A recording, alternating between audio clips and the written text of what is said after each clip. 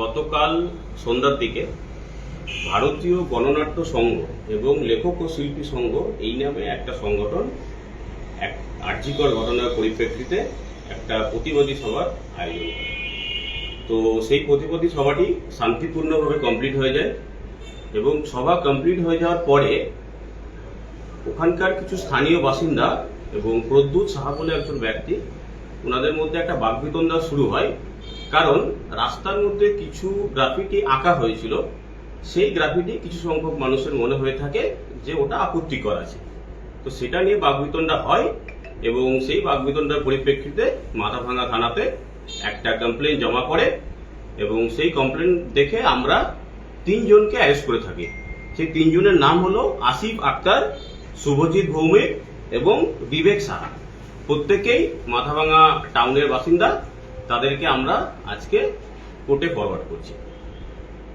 কি মনে হচ্ছে যে কালকে যে আক্রমণটা হয়েছিল সেই সময় বলা হচ্ছিল যে পুলিশ প্রশাসনের ছিল না, পুলিশ প্রশাসন কি বলবেন? পুলিশ খুবই অ্যাক্টিভলি ওই স্পটে পৌঁছায় এবং পুরো জিনিসটাকে কন্ট্রোলের মধ্যে নিয়ে আসে। ফার্দার কোনো এসকালেশন হয়নি এবং পুরো জিনিসটা এখন পরিস্থিতি আমরা কন্ট্রোলের মধ্যে নিয়ে চলে এসেছি। দুপক্ষের কাছ থেকে কি অভিযোগ এসেছে আপনাদের কাছে?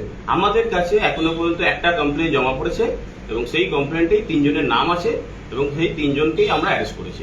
আর এই 3 জন যারা অ্যারেস্ট করেছেন তাদের কি কোনো পলিটিক্যাল ব্যাকগ্রাউন্ড রয়েছে? ওটা তদন্ত সাপেক্ষ, আমরা ওটা ইনভেস্টিগেশন করে দেখছি, সমস্ত অ্যাঙ্গেলে ইনভেস্টিগেশন করে দেখছি। বাট 3 জনের নাম আছে আমাদের কাছে, এফআইআর আসামি, তাদেরকেই আমরা অ্যারেস্ট করেছি এবং তাদেরকেই আমরা কোর্টে ফরওয়ার্ড করছি আজকে। স্যার এফআইআরটা কাদের পক্ষ থেকে করা হয়?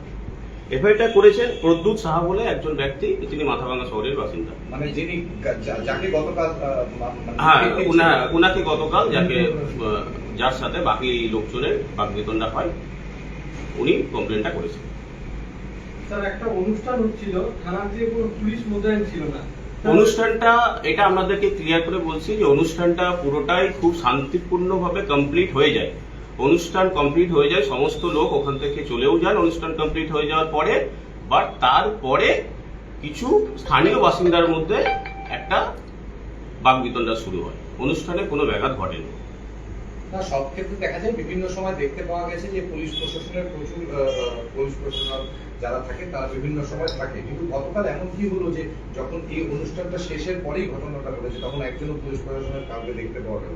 ওখানে আমাদের adequate number of police presence ছিল, সেই জন্যই পুরো যে সভাটা হয়েছিল প্রতিবাদী সভা, সেটা শান্তিপূর্ণভাবে কমপ্লিট হয়ে যায় এবং পরবর্তীকালে যে ঘটনা ঘটে তার জন্য পুলিশ দ্রুততার সাথে অ্যাকশন নেয় খুব সুইফটলি এবং আমরা আইনত ব্যবস্থা করে নিয়েছি। স্যার আপনাদের সোর্স থেকে এরকম কোনো তথ্য পাওয়া যায়নি যে এরকম একটা ঘটনা হতে চলেছে, জমায়েত করেছে বিরোধীরা?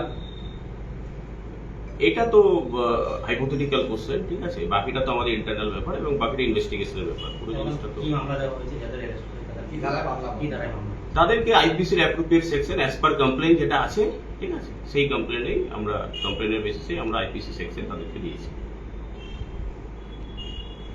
Thank you sir. Thank you.